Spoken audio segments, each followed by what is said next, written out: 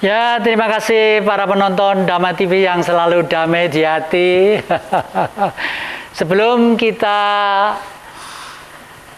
ngobrol ke sana kemari, kami ucapkan sebagaimana salam asli bangsa Nusantara dengan ucapan Rahayu, ya nanti tolong disambut bareng-bareng karena kata-kata itu cukup satu kata tapi menyangkut kehidupan seluruh aspek.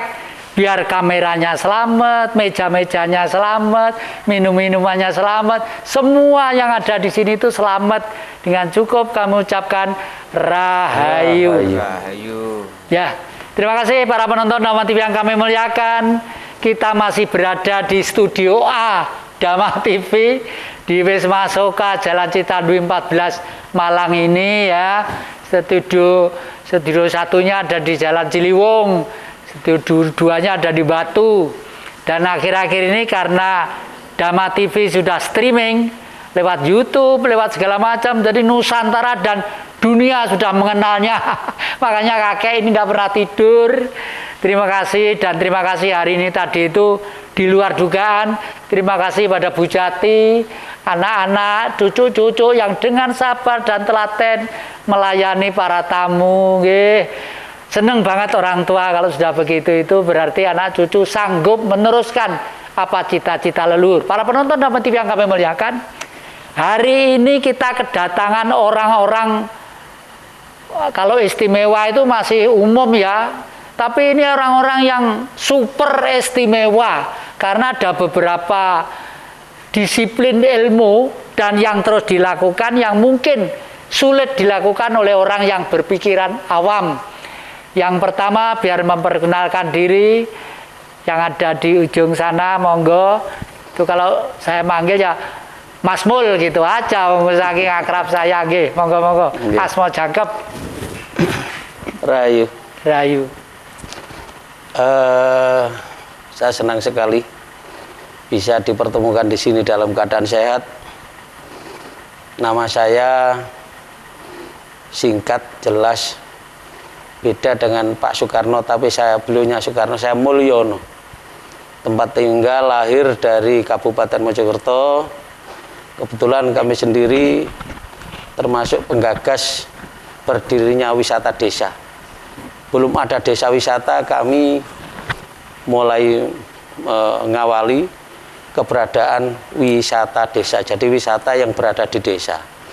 Itu yang pertama. Yang kedua, berkat rahmat Tuhan Yang Maha Esa, kita di dalam usaha sekarang kita gerakkan dengan usaha Coklat Mojopahit. Kebetulan kami diberi amanah sebagai Ketua Asosiasi Kakao Jawa Timur yang membidangi gerakan coklat, program hululir atau petik kemas jual yang digagas oleh Bu Gubernur. Untuk itu saya dengan senang hati bekerja sama dengan LP2BN. Kenapa? Kita sebagai putra bangsa isok suguh, ya isok nyugui gitu. Jadi bukan sekedar isok suguh, tapi gak isok nyugui. Maknanya kita bisa bekti kepada leluhur, suguh, kita hidup layak dan tidak menggantungkan orang lain. Terima kasih. Ya, terima kasih para penonton Dhamma TV yang kami muliakan ya. Ini contohnya, ini kelihatannya, dan coklatnya pun mereknya apa? Mojopahit. Ini sudah go internasional. Aneh sekali, pabrik-pabrik besar kalah cara membuatnya, dan ini tidak sama sekali tidak terasa bahwa itu ada. Biasanya kan makan itu sering, ini tidak sama sekali, lembut banget dan sudah go internasional. Nah, para penonton Dhamma TV yang kami muliakan, apapun kegiatan manusia, entah itu dalam bidang agama, dalam bidang keluhuran, dalam bidang apapun, selalu dilihat dengan kacamata politik. Karena politik itu dari kata poli dan etika, pergaulan yang penuh dengan kesopanan dan kesantunan. Ngaku sebagai orang yang paling terdepan yang tahu tentang Tuhan, tapi kalau sopan santun di bidang pergaulan politik secara manusiawi sudah melanggar norma-norma kemanusiaan, ya nonsen. Oleh karena itu seorang sahabat saya, sudah puluhan tahun tidak ketemu ini, seorang doktor ahli pengamat budaya politik. Monggo kami persilakan nama lengkapnya, Mas. Nggih. Rahayu. Rahayu. Perkenalkan, nama saya Sriono Waridi. Saya dari Jogja. Sengaja saya di Malang ini bersama Pak Mul menemui Mas Jati Kusumo yang sudah sekian lama tidak bertemu. Ternyata kita ketemu dengan sukacita. Mas Jati Kusumo sehat bersama keluarga, saya juga sehat bersama keluarga.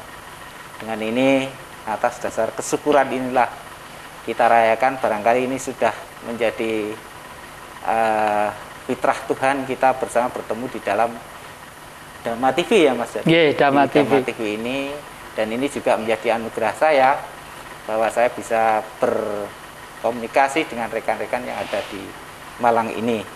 Untuk itu saya ucapkan terima kasih kepada Dhamma TV, juga Pak Mul, juga Pak Purbo, juga Mas Jati Kusumo. Sekali lagi saya ucapkan Rahayu. Rahayu. Rahayu. Ya, para penonton Dhamma TV yang kami muliakan, tadi malam saya kedatangan tamu kurang lebih sekitar 9 atau 11 orang ya, yang dipimpin oleh Ki Purbo ini ya, priayinya di sebelah kanan saya ini. Semalam tidur di sana tidak tahu ngimpi apa, dan pagi-pagi sudah mandi di gerojokan saya, Sumber Nagan, matur nuwun.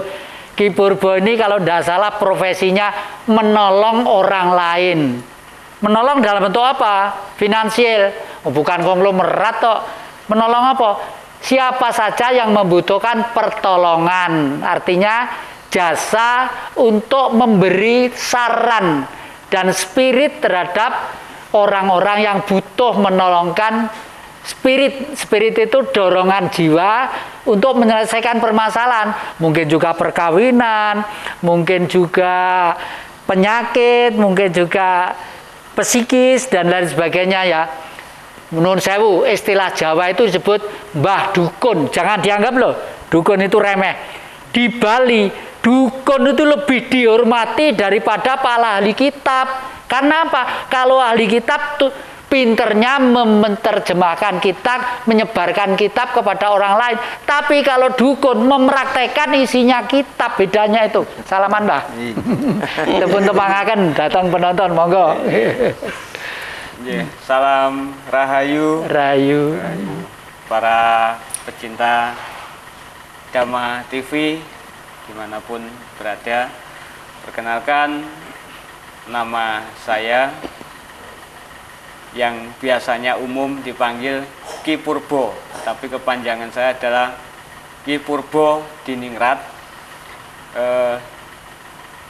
Di Mojokerto saya juga sebagai pembina utama dari Paseban Suryo Sejati Adat Budaya Spiritual, dan saya sudah mengenal lama dengan beliaunya Eyang Jati Kusumo. Sejak umur 9 tahun saya sudah dipangku sama beliaunya waktu di Keraton Solo dulu. Jadi ketemu kembali sekarang tinggal di Mojokerto, dan sering juga kalau perasaan gundah dan ingin sharing serta ingin saran juga bersama keluarga dan putra-putra wayah, saya bertandang dan sowan ke Padepokan Eyang Jati Kusumo di Singasari. Ngaten mong matur sembah nuwun saking kawula. Rahayu. Rahayu. Terima kasih. Lah, para penonton Dhamma TV yang kami muliakan, kami akan korek satu persatu ya kepada Romo Mul dulu ini. Romo Mul, kalau saya pergi ke sana ke Ndelanggu Trowulan, kagungan panjenengan itu betul-betul di luar dugaan saya. Panjenengan bisa membuat desa berubah menjadi seakan-akan Mojopahit. Dan memang kenapa seakan-akan? Karena kalau Mojopahit kan Nusantara, tapi panjenengan sudah memulai dari hal yang terkecil, dan itulah sesuatu yang sulit dilakukan oleh orang. Umumnya tuh kalau ngomong gede-gede pointer, ngomong ini pointer, tapi melakukan kecil sulit loh. Penjenengan kok sampai di sana itu nuwun sewu, didorong leluhur karena impen, karena apa? Bintang cerita nih, monggo. Rahayu. Rahayu. Terima kasih Romo. Kami diberi kesempatan untuk sedikit menguraikan hasil dari pandangan kami. Terus terang aja Romo, itu merupakan sebuah panggilan Romo. Jadi panggilan hati. Jadi bukan sebuah angan-angan. Saya lahir di desa Rangunengan, Kecamatan Delanggu, Kabupaten Mojokerto. Saya merasa terpanggil karena apa? Desa saya itu merasa desa termiskin pada waktu itu. Jadi tapi begitu saya belajar mengenal lapangan Romo, loh, desa kita itu ternyata Mojopa itu kan terdiri dari Trowulan, Kagenengan, Kademangan, Kertorejo, Arjosari, Pengging. Itu daerah pusat Trowulan, Mojopahit sebetulnya. Tapi kenapa di desa Rangunengan ini yang paling dekat dengan Trowulan ini kok desa kami itu miskin gitu loh. Begitu banyak petani, tidak ada sebuah perubahan signifikan.